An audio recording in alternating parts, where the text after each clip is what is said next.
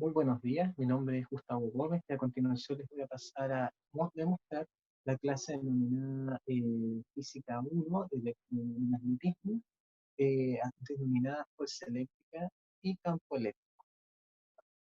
Primero, definamos de dónde nacen o aparecen las fuerzas electromagnéticas, las interacciones electromagnéticas. Cuando la se formó dentro de la gran explosión del Big Bang, se asoció a que desde el principio se iniciaron los procesos de formación de cuatro tipos de fuerza: la fuerza nuclear fuerte, la fuerza nuclear débil, las fuerzas eléctricas y la fuerza de tipo gravitacional. Estas interacciones se asociaron a la masa, dada la interacción gravitacional, y a la carga, que es la interacción electromagnética. Esta interacción electromagnética se describe mediante la electrostática y la electrodinámica, donde el campo eléctrico va a estar explicando desde el electrostático el comportamiento de una carga puntual en el espacio y la generación de sus líneas de campo en un determinado espacio y tiempo, y el potencial eléctrico, que va a depender de la distancia puntual de cada una de las cargas puntuales respecto al centro de producción de esta carga, dado un campo eléctrico. El campo magnético, que en este momento no lo vamos a ver, pero lo vamos a ver en clases posteriores, que están asociados a las relaciones, a los fenómenos de tipo asociados a las fuerzas electromagnéticas. Los vamos a ver después. Entonces, vamos, hoy día vamos a ver entonces las propiedades eléctricas y los tipos de partículas. La materia, como ya sabemos, está conformada por partículas, átomos, va a estar formado por partículas subatómicas, denominado protón, electrón y neutrón. El protón va a tener carga eléctrica positiva, dado dado que es una partícula que se empezó a investigar en el año 1867 a partir de los experimentos de Goldstein. Se logró demostrar lo que se denomina rayos canales. Y los rayos canales eran en un cátodo perforado, traspasaban canales, traspasaban en sentido inverso a los rayos catódicos.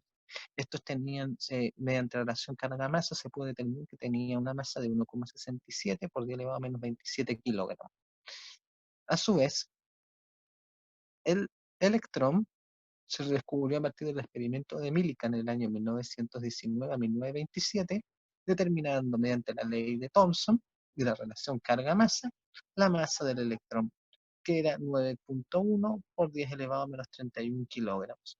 De la misma manera, el neutrón es una partícula análoga al protón y va a tener una masa de 1,675 por 10 elevado a menos 27 kilogramos. Todas estas partículas que fueron descubiertas en tiempos diferentes, uno por Goldstein, los rayos canales, otro por James Chadwick en 1927, y por último la masa del electrón por Millikan, determinaron las propiedades de la materia que conocemos el día de hoy. ¿Bien? Y a su vez actualmente se saben que existen partículas subatómicas más pequeñas, que son los quarks, los up, down, strange, que van a determinar a su vez según si es dos quark up o un quark down, o dos quark down o un up, van a determinar si son a su vez el protón y electrón respectivamente. De la misma manera las partículas que son los leptones y los hadrones, y por último están las otras partículas que son los bosones y los gluones, que son las partículas teóricas, que determinarían que exista masa dentro de la materia. Entonces, la definición de las leyes de las cargas eléctricas en un sistema, esto lo determinó Coulomb, determinó que en un sistema cerrado la carga total permanece constante, denominado principio de la conservación de la carga, y que la cantidad de carga que presenta cualquier cuerpo es un múltiplo entero de una unidad básica que le denominamos principio de cuantización de la carga. Esto lo determinó mediante una balanza de torsión, en la cual tenía colgada una barra y conocía lo que se denominaban coeficientes de carga, Q1 partido en Q2 conocidos. Estos coeficientes de cargas, cuyo valor estaba determinado por esta relación matemática entre una carga conocida y otra, pudo determinar que en el caso de las partículas que eran atraídas, el valor de la carga positiva, que eran los protones, que lo determinó Benjamin Franklin en 1819, mientras que Coulomb lo hizo en el año 1760, dice que no en un cuerpo cargado que es un ion, este no es igual a la cantidad de cargas negativas que las positivas, donde no se estaría cumpliendo los principios de las propiedades eléctricas, ¿sí? Y de conservación de la carga eléctrica. Estas partículas son los electrones, pueden ser cationes o aniones. Si es un catión es positivo, si es un anión es negativo, y va a estar determinado por la carga del electrón, que es menos 1,602 por 10 elevado a menos 19 coulombs. De acuerdo al comportamiento eléctrico, los electrones pueden ser cedidos, captados o compartidos. Sin embargo, los fenómenos de electrización por contacto, cuando nosotros éramos muy pequeños y hacíamos experimentos en los cuales picábamos papel del cuaderno y acercábamos el papel del cuaderno frotábamos la peineta en el pelo y acercábamos las partículas al papel y estos se pegaban en la peineta, eso se asociaba a fenómenos de electrización por frotamiento y contacto. Mientras que los fenómenos de inducción, en los cuales hay una barra cargada previamente que acepta y distribuye de manera simétrica las cargas de una esfera, esos serían por inducción. Estos van a estar determinados por los materiales que son conductores, como conocemos famosos el cobre, el oro, la plata, dieléctricos aislantes, que conocemos varios, por ejemplo la isla Paul, el plumavit, las maderas, los plásticos, etcétera, y los semiconductores, que van a tener propiedades según la temperatura, como el polivinil acetato o el acetato de sodio, que en distintos puntos de fusión van a tener propiedades conductivas distintas, y de la misma manera las fibras de carbono según la temperatura y el momento en que se encuentren en determinadas condiciones y conformaciones espaciales. Por lo tanto, las leyes de la electrostática las vamos a conocer mediante las que se denominaron las leyes de Coulomb. Son dos las leyes de Coulomb. Él determinó, como ya les había explicado, mediante una muy parecida a la balanza de torsión que había inventado Cavendish alrededor del año 1673 y análoga a las leyes de gravitación universal de Newton. Él dijo que entre dos cargas puntuales que existía una fuerza eléctrica proporcional a las cargas eléctricas. Es decir, si la carga 1 era el doble que la carga 2 en su relación proporcional y esta aumentaba al doble, la fuerza eléctrica aumenta al doble. Mientras, ¿cómo sería la relación respecto a la distancia? ¿Qué pasaría si la distancia disminuyera a la mitad? ¿En cuánto debiera aumentar o disminuir la fuerza eléctrica? ¿Qué piensan ustedes?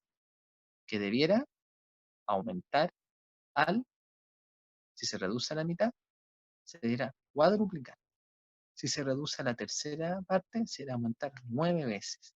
Si se reduce a la cuarta parte de la distancia, debiera aumentar 16 veces. A la inversa, si esa distancia aumenta al doble, la fuerza eléctrica debiera disminuir a la cuarta parte. Si la distancia aumenta 3 veces, el radio debiera disminuir a la novena parte, mientras que si la distancia se aumenta 4 veces, la fuerza eléctrica debiera disminuir a la 16 parte. Por lo tanto, la fuerza tiene, en consecuencia, es un vector y tiene una dirección y un sentido que está dado por el vector fuerza, que lo vamos a ver después en un ejercicio. Entonces, la fuerza, la fuerza eléctrica va a estar determinada por la unidad internacional que es el Coulomb, dado lo que se investigó, dado el esfuerzo que hizo Coulomb por determinar con una gran precisión y exactitud la relación 1 partido en R cuadrado. Pero falta lo que se denomina la constante de Coulomb, que es 1,98 por 10 elevado a 9 newton metro cuadrado partido un coulomb al cuadrado, que es la constante de la permitividad, está asociada a la constante de permitividad eléctrica en el vacío. Esta constante siempre ese 9 por 10 elevado a 9, que aparece siempre en los ejercicios, es en el vacío. Pueden tener casos que no estén en el aire, y esa constante va a cambiar, ¿sí? Puede ser más grande, puede ser más pequeña o más grande, va a cambiar según la permitividad eléctrica, va a disminuir mientras más denso sea el medio, menor constante permitividad eléctrica vas a tener. Por lo tanto, esta constante que es 10 elevado a menos 12 puede aumentar a 10 elevado a menos 7, 10 elevado a menos 8, 10 elevado a menos 9 en unidades de magnitud, pero no va a cambiar tanto como para afectar el resultado. Sin embargo, siempre hay que preguntar y hay que considerar que se toma la constante siempre en el vacío, dado que las vías de Coulomb las determinó asociadas a fenómenos que él calculó en el vacío, sin aire.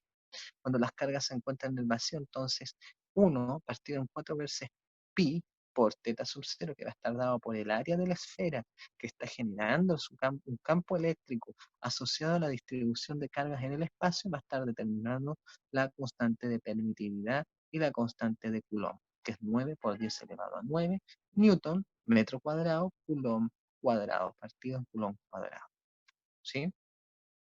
Y la constante de permitividad en el vacío, que es 8,85 por 10 elevado a menos 12 Coulomb cuadrado, Newton, partido en Newton por metro cuadrado.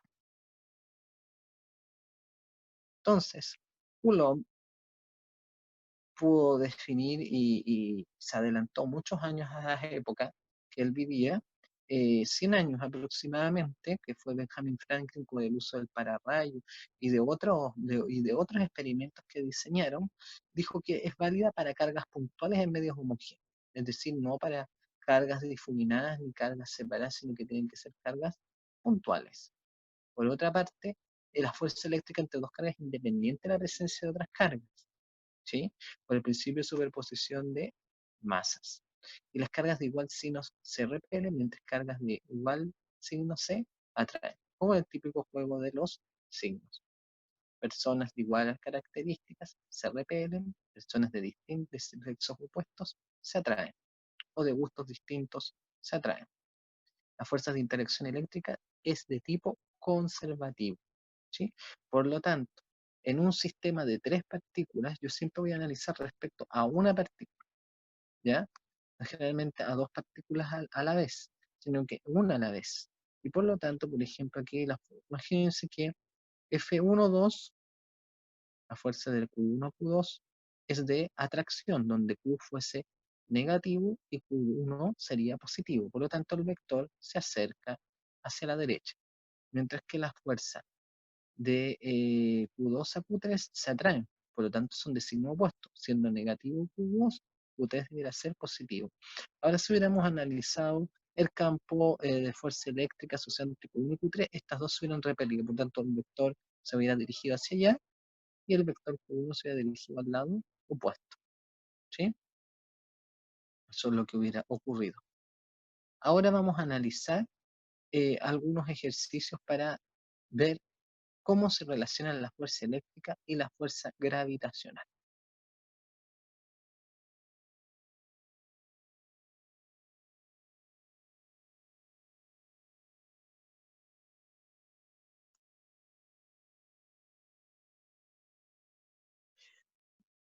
Ahora vamos a ver el concepto de campo eléctrico. Un campo eléctrico va a estar definido por tres elementos. Primero, por un espacio matricial donde va a existir una carga de prueba que va a servir para detectar un determinado campo eléctrico dado una determinada fuerza eléctrica que está dada por una carga eléctrica en el espacio. Y a su vez va a estar dado por una partícula de otra carga, la cual le va a dar la propiedad de atracción o repulsión respecto a una determinada carga que está en el espacio. La carga de prueba va a servir para detectar el campo eléctrico y que en general el campo eléctrico va a ser la carga puntual. De esta manera, lo que denominamos fuerza o fuerza eléctrica o campo eléctrico, el campo eléctrico va a ser igual a la fuerza partido en la carga, que van a dependen del manantial, es decir, la carga que le da la propiedad al espacio y de la carga de prueba, que no va a estar participando en la ecuación, sino que va a estar para detectar la carga. Estamos de esta manera de la ecuación de la ley de Coulomb, que es K por Q1 por Q0, en este caso, dividido en R cuadrado y dividido por Q0, me va a quedar K por Q partido en R cuadrado. Y su unidad va a ser Newton por Coulomb.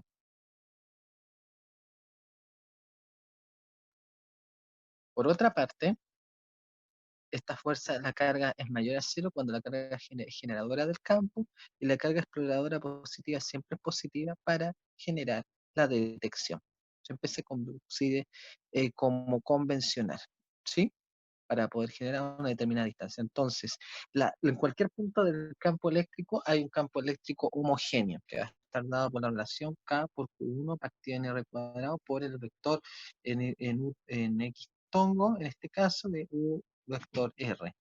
Y el desplazamiento, la generación de la carga es positiva cuando Q1 es mayor a cero va a generar un alejamiento de la carga, tanto el potencial va hacia afuera de las líneas del campo, hasta convención, y cuando Q1 es menor a cero, las puntas del campo se acercan.